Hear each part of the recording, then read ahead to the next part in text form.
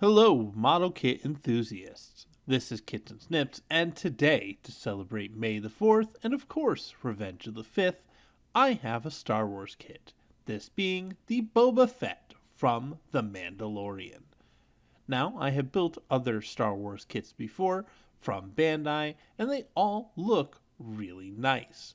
Though I do always have an issue with the stickers on this kit. I'm not sure why. The Star Wars stickers just seem to be a little thin and flimsy and don't like to stick to the plastic on these kits, but they always do an excellent job in recreating the colors for the kit even without the stickers.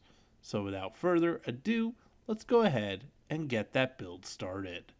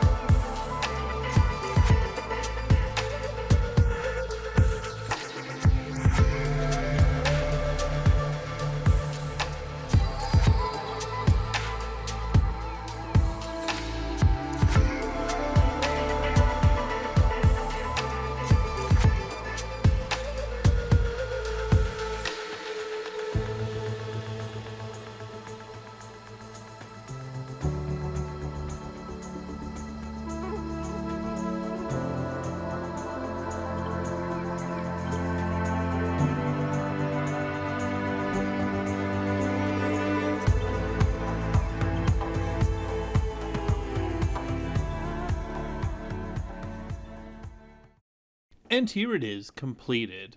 Honestly, this kit looks outstanding, and while the stickers are a bit of a problem when trying to place them in places, it still overall looks good even without the stickers. Excuse the camera flickering. For whatever reason, I could not get my camera to stay focused on the brightness, and just causing a little bit of issue this week. When it comes to the height of this unit, as you can tell with the Star Wars kit, they are quite a bit bigger than your standard high-grade RX-48, as all of these Star Wars kits seem to just be a bit taller than anything that comes out of the 1/44th scale, at least when it comes to most of the kits outside of things like the new Gundam.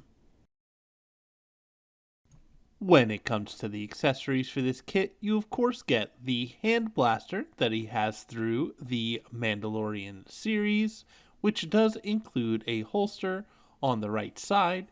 I did have a little bit of a issue with this accessory in particular, as it doesn't like to sit in the hand very well and seems to prefer being in the holster.